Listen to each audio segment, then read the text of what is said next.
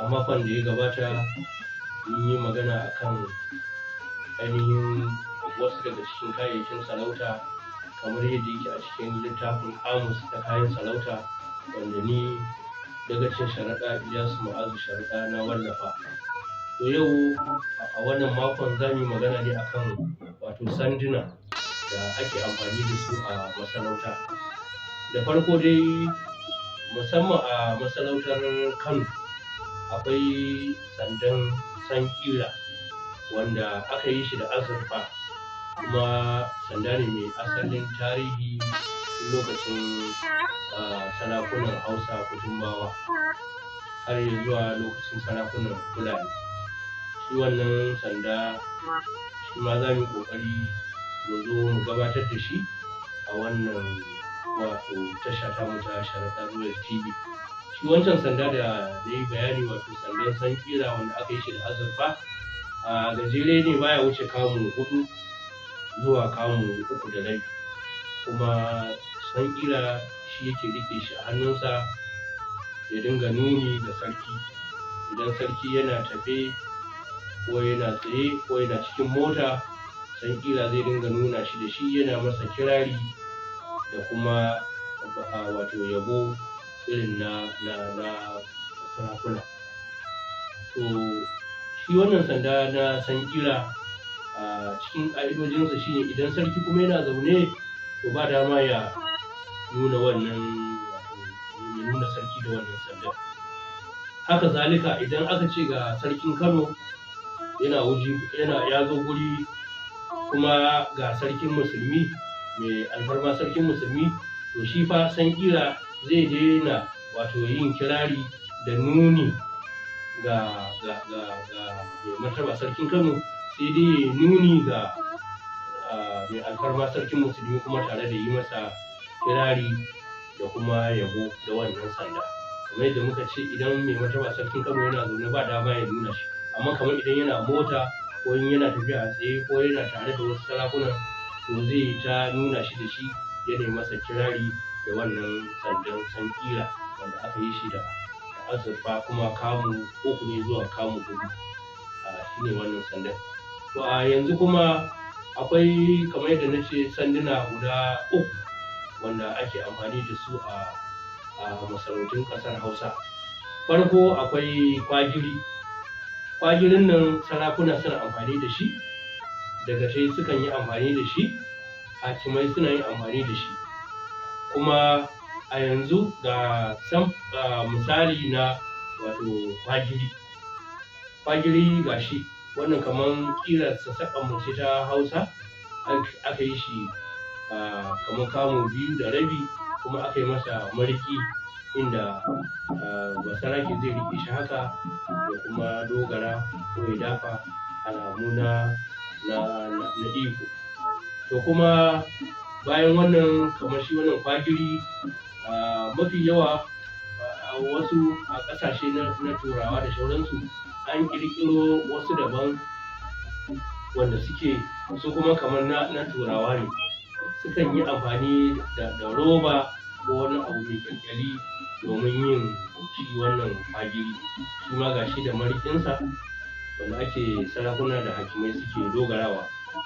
Wasu ma har da sarakuna manya duka ko a gida ko idan sun yi sha'awa sukan ɗauki wannan kwagiri su riƙe shi su ɗan dogara idan suna tafiya, ko kuma su maje da shi wuraren taro kamar ƙaramin taro ko kuma dai haka wanda yake ba fita za a yi nesa da wani wuri da shi.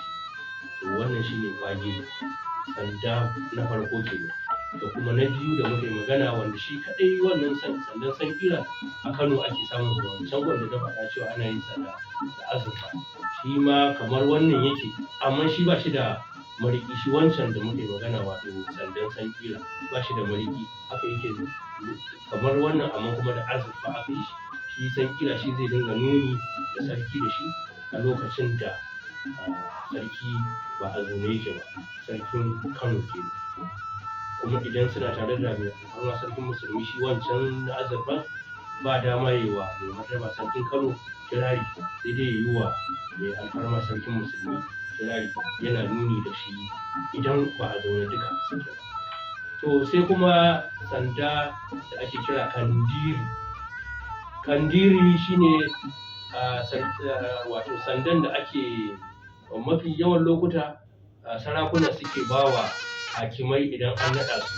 Za a ɗauko kandiri dogo haka yake, ya wannan zai kai kamar wannan tsawon wannan sau uku, amma kuma ba shi da mariki, haka yake dogo, ba shi da mariki, ba shi da kai. Za a ɗauka a bawa wato hakimi idan an naɗa shi tare da alkyabba. Haka kuma idan an naɗa limaman masallatan juma'a, za a ɗauki wannan sanda na kandiri a haɗa a bawa shi limamin da aka naɗa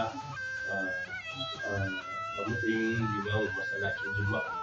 To kaga mun yi magana akan sanduna guda uku ce. To sanda na hudu shine wanda turawan mulkin mallaka suka zo da shi, wanda ake kira sandan girma. Mafi yawa za ka ga na roba ne, suka yi shi baki kuma yana da kauri, amma a can kansa sai suka yi kan sarauniya, wato abin da bature yake kira crown, sai aka sa masa a ka. Mafi yawa za ga ya zo fari, shi kuma sandan baki. Shi ne turawa suka dinga bawa sarakunan da suke naɗawa a wancan lokacin, kuma har yanzu wannan ɗabi'ar sai ta biyo baya. Ko yanzu gwamna zai naɗa sabon sarki, ko in ya naɗa sabon sarki zai haɗa da wannan sandan girman mai kan sarauniya ya bawa sabon sarkin da aka naɗa. Waɗannan su ne sanduna da muka yi lissafi a ciki ake amfani da su a masarautun Kano. Farko akwai sandan da turawa suka zo da shi baki dogo, wanda ake bawa sarki mai kan sarauniya. Sai kuma wannan kwagiri. Kwagiri kuma shine wanda sarakuna daga tai hakimai suka rike wani lokacin idan za su je gidan sarki, ko kuma idan za su je wato taro a wurare. Kuma idan sun je wuri da nasu sandan, ba dama su ajiye shi haka, su rike shi haka. Idan misali hakimi ko sarki yana wuri, to dagaci ba dama ya daga nasa ko kuma ya rike shi wannan kwagirin, sai ajiye shi. Kuma shi kwagiri za ka ga mafi yawa ko da mutane shekaru sun kama su, tsufa ya zo, za ga suka rike shi domin ya ba su wani dogaro na samun ƙarfin yin tafiya. To waɗannan sai kuma sandan sankira da muka yi magana, wanda ake samun su a masarautar Kano. An yi shi ne da azurfa, shi ma kamar wanda yake ya ɗan fi wannan tsaho kaɗan, kuma ana yin shi nuni ne tare da yin kirari ga martaba sarki.